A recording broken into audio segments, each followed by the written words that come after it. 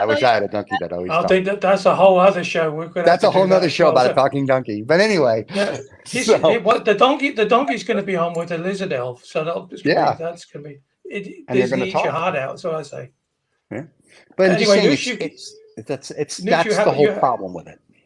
you've got a book for us. Oh, Yes, the book of I have the fables. same book. so many books for you, my darling. But Yes. I have this wonderful story that I usually like to read it to the kids at the beginning of the year. I'm not quite sure why, but it is the story of the salmons, my darlings. The who? Salmons, salmons. All right, Mr. America. Oh, salmon swimming Salmon. upstream. Yes, Oh, Yeah, but I the way thought. say it again the way you said it because you said it sounded very romantic. salmon. Oh, the Salmons, yes. They live next Yeah. door in 12B. What 12E? Penthouse 3. Come on. Okay, there you Yeah. go. All right. Again, my lovelies who are listening today, I am translating this from le français. So You could do it in French, Noose, if you like. We're happy with that. I have French for the ending, my dear. So, Okay. Yes. Okay. and this is very interesting information. I would love all my fellow Americans to hear it out loud. I can't wait to see how wrong this is. All right, here we go. The courage of the salmons. Since their birth, salmons know that they have a very long parable to accomplish. They leave their little stream of birth and then go downstream until the ocean. And as soon as they come to the sea, those fish of soft water have to modify their breathings to be able to withstand the cold salted water. Number one. Sure. They then they then like eat so much to get so much strength in their muscle in the first few weeks so that they can all be able to respond to this very mysterious call.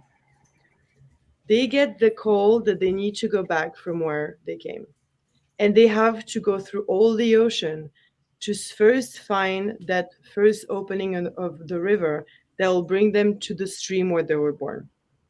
How do they find it from the ocean? Nobody knows. Salmons are probably have a very fine smell that can that's Steven, that, Okay. that can permit them to detect from the seawater at the taste of the molecule coming from their sweet waters of birth, unless they can find themselves in space with the magnetic terrestrial fields.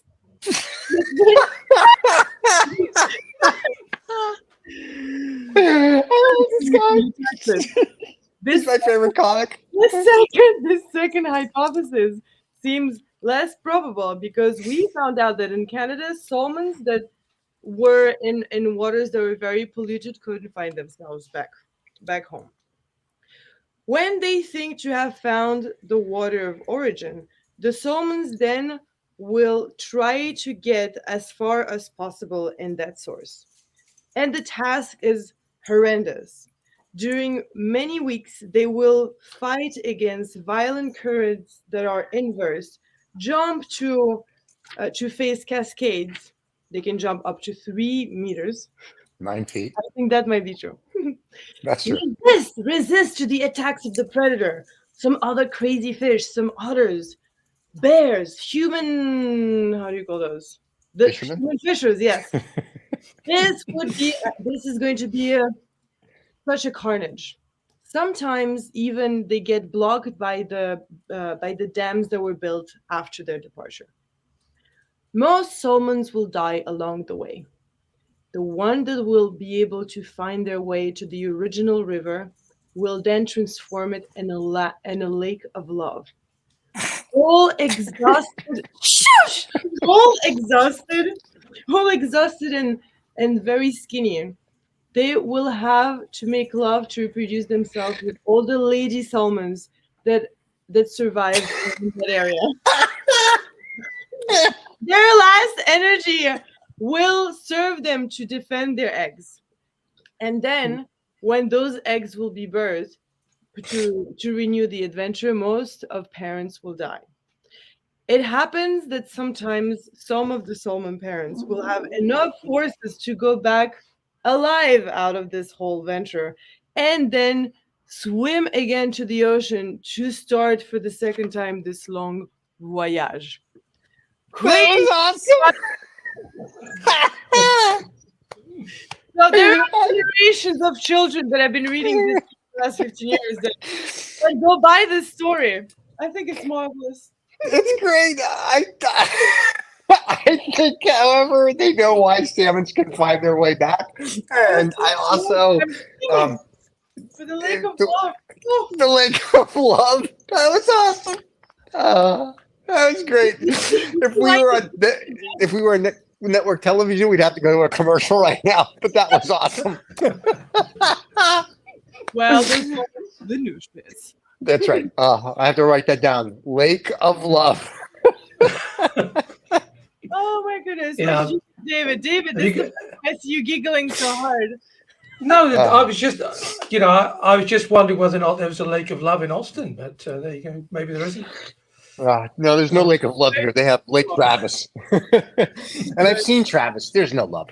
So, but that was the funniest thing I have heard in my entire life. I have so much for you. In this book, let me tell you, to you and all my darlings out there, there is 384 stories. And the last one is about apparently a trout. How fun is that? So, we have so much more. We have. Well, all I can say is tune in next week when we get the funny story about the trout. That was great about the salmon. They don't